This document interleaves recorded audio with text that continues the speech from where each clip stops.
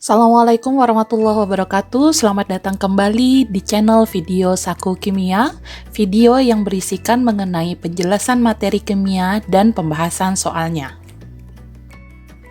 Bismillahirrahmanirrahim.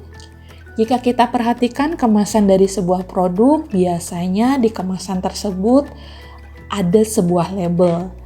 Nah, label tersebut biasanya berisikan mengenai informasi-informasi mengenai produk tersebut. Informasi-informasi yang diterakan biasanya adalah nama dari produk, kemudian produsen dari produk tersebut, kemudian jika produk dalam bentuk obat biasanya diterakan dosis pemakaian obat, kemudian ada juga indikasi dan kontraindikasi obat. Ada satu hal dari label yang sangat penting yang perlu kita perhatikan, yaitu adalah komposisi dari produk tersebut. Jika produk tersebut dalam bentuk campuran, masih ingat apa yang dimaksud dengan campuran? Campuran adalah gabungan dua zat atau lebih di mana komposisinya tidak tetap. Jadi tergantung dari kebutuhan untuk sesuai dengan berapa zat yang dibutuhkan dalam produk tersebut. Nah, untuk menyatakan komposisi, biasanya di dalam komposisi terdiri dari nama zat penyusun dari suatu produk dan jumlah zat yang menyusun produk tersebut. Untuk menyatakan jumlah zat yang terdapat dalam suatu campuran atau dalam suatu produk, biasanya dinyatakan dengan istilah konsentrasi. Terdapat beberapa jenis satuan konsentrasi untuk menyatakan jumlah zat dalam suatu produk atau campurannya. Di antaranya adalah persen massa, persen volume, persen massa per volume, bagian per juta atau ppm. Nah, ppm juga ada 3 ya. Ada ppm massa, ppm volume, dan ppm massa per volume. Kemudian ada molaritas, ada molalitas, normalitas, dan praksimol. Pada kesempatan kali ini kita akan membahas mengenai satuan konsentrasi yang pertama, yaitu persen massa. Persen massa menyatakan massa suatu zat dalam satuan gram ya, dalam setiap 100 gram campurannya. Jadi pernyataannya itu adalah setiap 100 gram campurannya. Kita ambil contoh, misalkan terdapat kalimat kadar mentega dalam adonan kue adalah 30%. Ini artinya adalah terdapat 30 gram mentega setiap 100 gram adonan kue. Atau bisa kita logikakan kalau misalkan di situ tulisannya adalah kadar mentega sama dengan 30%. Jika angka 30% ini kita rubah menjadi pecahan, bisa kita tulis 30 per 100. Nah, ini kita rubah menjadi satuan gram, ya, dalam satuan gram. Angka yang di atas ini menyatakan kadar atau massa dari mentega, sedangkan yang angka yang di bawah ini menyatakan massa dari adonan kue. Atau secara tidak langsung, kalau pernyataan persen begini, angka yang di atas ini menyatakan massa dari suatu zat, kemudian angka yang di bawah ini menyatakan massa dari campurannya. Mungkin bisa kita logikakan jika ada kalimat kadar mentega dalam adonan kue adalah 30%, ini artinya massa menteganya 30 setiap 100 gram adonan. Jika adonannya 200 gram berarti di dalamnya ada mentega sebanyak 60 gram. Jika massa adonannya adalah 300 gram, maka kita memerlukan mentega sebanyak 90 gram. Jika terdapat 120 gram mentega misalkan, nanti adonan yang akan terbentuk adalah atau jumlah adonannya sebanyak 400 gram. Dan misalkan kalau terdapat 300 gram mentega, maka nanti adonannya berapa jumlahnya? Adonannya adalah 1000 gram. Ini karena tadi pengaruh dari kadar dari mentega. Terdapat 30 gram mentega setiap 100 gram adonannya. Untuk mencari kadar zat dalam satuan persen massa, dalam suatu campuran ini dapat dilakukan dengan menggunakan persamaan berikut. Kadar zat dalam persen massa ya, itu sama dengan massa zat dalam satuan gram dibagi dengan massa campuran. Dalam satuan gram, kita kalikan dengan 100%, karena kita mencari kadar zat dalam persen. Ada beberapa hal yang perlu kalian ketahui kalau persen massa ini bisa digunakan untuk campuran yang terdiri dari zat padat dengan zat padat. Contohnya tadi seperti mentega dengan tepung dicampurin jadilah adonan. Kemudian bisa juga digunakan untuk campuran yang terdiri dari zat cair dengan zat cair. Contohnya adalah sirup dengan air. Kemudian bisa juga digunakan untuk zat campuran yang terdiri dari zat cair dan zat padat. Contohnya adalah gula pasir dan air untuk membuat larutan gula. Ada satu hal yang perlu saya tekankan di sini untuk menghitung persen massa yang digunakan adalah massa zat. Nah, jika di dalam soal diketahui selain dari massa zat, maka kita memerlukan konversi atau mengubah besaran tersebut menjadi massa zatnya. Biasanya bisa dilakukan melalui data dari massa jenisnya. Supaya bisa lebih memahami mengenai perhitungan persen massa, mari kita bahas contoh soal yang pertama. 30 gram semen dicampurkan dengan 170 gram pasir. Tentukan kadar semen dan kadar pasir dalam campuran tersebut. Mari kita jawab. Dari soal tersebut diketahui massa semen adalah 30 gram, kemudian massa pasirnya adalah 170 gram, sehingga bisa kita cari massa campurannya yaitu penjumlahan antara massa semen dengan massa pasir, yaitu 30 ditambah 170 gram adalah 200 gram.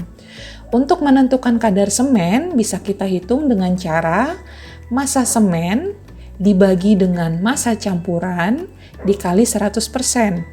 Massa semennya adalah 30 gram, massa campurannya adalah 200 gram, kita kalikan dengan 100%, hasilnya adalah 3000 dibagi 200, hasilnya kadar semennya adalah 15%. Untuk menentukan kadar pasir bisa kita tentukan dengan cara massa pasir kita bagi dengan massa campuran, kita kalikan dengan 100%.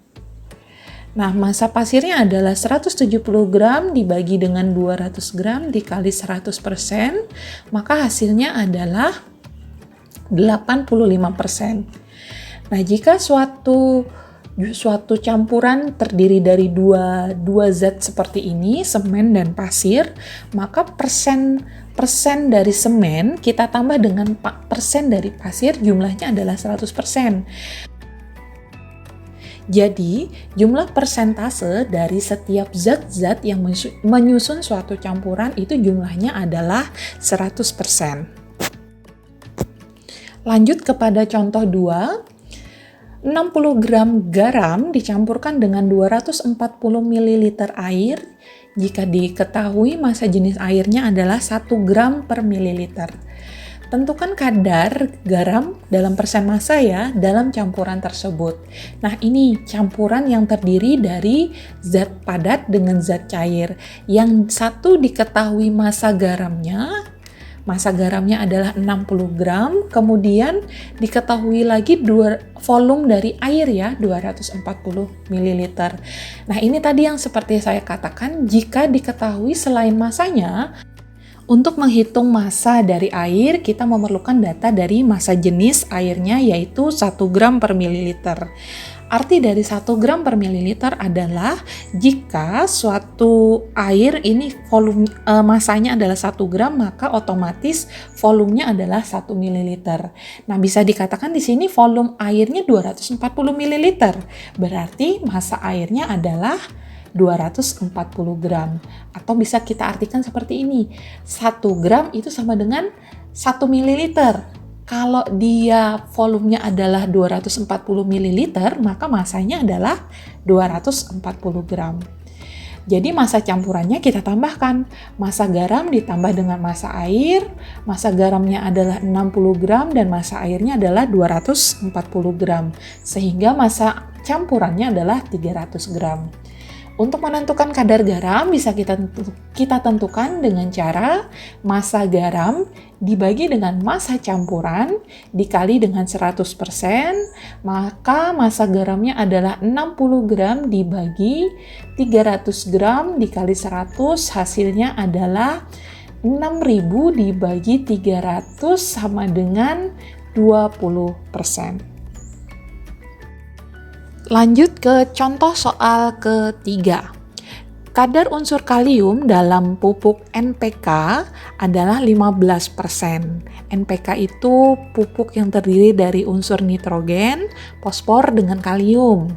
Ya, kadar kaliumnya adalah 15%. Tentukan massa kalium yang terdapat dalam 1 kg pupuk. Nah, dari sini diketahui adalah kadar kaliumnya ya 15%, kemudian massa pupuknya adalah 1 kg. Tadi persen massa itu dinyatakan dalam satuan gram. Jadi 1 kg kita konversikan dulu menjadi gram. 1 kg itu menjadi 1000 gram. Nah, rumus awalnya adalah kadar zat sama dengan massa zat dibagi dengan massa campuran dikali 100%. Nah, di sini yang ditanyakan adalah massa dari zat. Maka bisa kita hitung dengan persamaan massa zat sama dengan kadar zat dibagi dengan 100% dikali dengan massa campurannya. Jadi untuk menentukan massa kalium bisa kita cari dengan cara kadar kalium dibagi dengan 100% dikali dengan massa pupuknya karena campurannya adalah pupuk. Jadi kadar kaliumnya tadi adalah 15% dibagi dengan 100% dikali dengan 1000 gram. Hasilnya sama dengan 15.000 dibagi dengan 100, maka didapat massa kalium adalah 150 gram. Contoh soal keempat. 210 gram pupuk urea dilarutkan dalam air sehingga membentuk larutan pupuk urea sebesar 30%. Tentukan massa air yang diperlukan untuk membuat larutan pupuk tersebut. Jadi soal ini adalah yang diketahui kadar zat dari suatu campuran, tapi yang ditanyakan adalah zat yang lain dalam campuran tersebut. Mari kita kerjakan. Yang diketahui di sini adalah massa ureanya 210 gram, kemudian kadar ureanya adalah 30%. Nah, dari sini kita lihat untuk rumus awalnya adalah persen massa sama dengan massa zat dibagi dengan massa campuran dikali 100%. Untuk mengetahui massa air, kita harus cari dulu massa campuran. Jadi karena di dalam campuran terdapat urea dan air, kalau kita sudah tahu massa ureanya, kita tinggal cari massa airnya, tinggal dikurangkan dari massa campuran. Maka untuk mencari massa campuran sama dengan massa zat dibagi dengan kadar zat, kita kalikan dengan 100%. Ini ya untuk mencari massa campuran. Jadi kita cari dulu nih massa campurannya berapa. Larutan urea tadi massanya berapa. Massa larutan pupuk itu berarti kita cari dengan cara massa urea dibagi dengan kadar urea dikali dengan 100%. Massa ureanya adalah 210 gram, kadar ureanya adalah 30%, dikali dengan 100%. Hasilnya adalah 21.000 dibagi 30, maka massa larutan pupuknya adalah 700 gram. Nah, setelah menghitung massa larutan pupuk, sekarang kita cari massa dari airnya. Nah, massa larutan pupuk itu bisa didapat dari massa urea ditambah dengan massa air. Sehingga untuk mencari massa air sama dengan massa larutan pupuk dikurang dengan massa urea. Sehingga massa air sama dengan 700 gram dikurang 210 gram, hasilnya adalah 490 gram. Nah, itu tadi uraian mengenai menghitung kadar suatu zat dalam campurannya dalam satuan persen massa.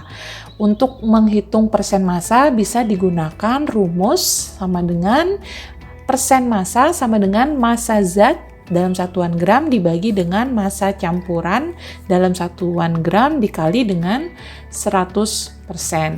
Nah, persen massa dapat digunakan untuk campuran yang terdiri dari zat padat dengan zat padat, zat cair dan zat cair, dan zat cair dan zat padat. Satu ya yang perlu diingat tadi, untuk menghitung persen massa yang digunakan adalah massa zatnya. Jadi kalau yang diketahui selain massanya bisa kita konversikan dulu menjadi jumlah massanya. Alhamdulillahirabbil alamin, itu tadi video pembelajaran mengenai satuan konsentrasi zat persen massa. Semoga video ini bisa membantu kalian dalam mempelajari konsentrasi zat lebih banyak lagi ya. Sampai berjumpa di video pembahasan materi kimia dan pembahasan soal lainnya. Mohon maaf kalau ada kesalahan kata. Saya akhiri. Wassalamualaikum warahmatullahi wabarakatuh.